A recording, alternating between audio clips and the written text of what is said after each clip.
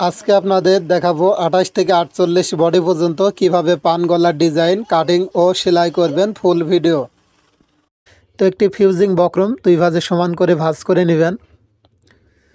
তো এভাবে যখন ভাঁজ করা হয়ে যাবে, এখন হচ্ছে আমরা উপরের থেকে গলার লম্বা দিব 7 ইঞ্চি এবং আড়ের মাপটা দিব 3 ইঞ্চি।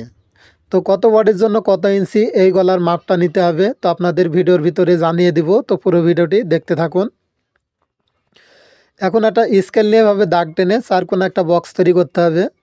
তো আপনি যদি এখন ব্যস্ত থাকেন, ভিডিওটি আপনার ফেসবুকে শেয়ার করে রাখুন। যখন জামা তৈরি করবেন গলার ডিজাইনটি দেখে দেখে তৈরি করে নেবেন। তো এভাবে বক্সটা হবে গলার মাপ অনুযায়ী। এখান থেকে এভাবে দাগ করে নেবেন একটু। তো ডিজাইনটি করার জন্য এভাবে দাগ অবশ্যই করা লাগবে। তো এই কোণার থেকে দাগটা আছে নেবেন 2.5 ইঞ্চিতে। তো দাগটা আমার একটু কম হয়েছে, তো আমি এখানে একটু মিল করে দিব। তো এভাবে হচ্ছে 2.5 ইঞ্চি পর্যন্ত দাগ করে নেবেন। এরপর আমার হাতের দিকে খেয়াল করে দেখুন, আমি যেভাবে পান গলার ডিজাইনটি আর্ট করে নিচ্ছি সেমভাবে আপনারা এই পান গলার ডিজাইনটি আর্ট করে নেবেন।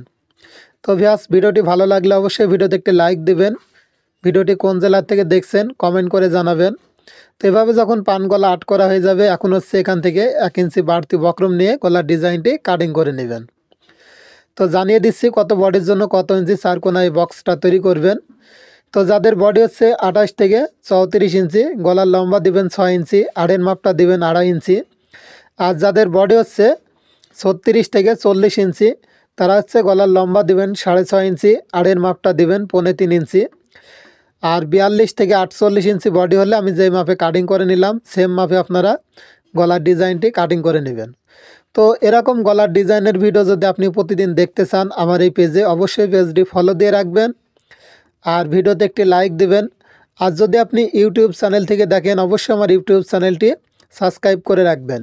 Nasir tailors and fashion channel, Facebook ও ইউটিউব।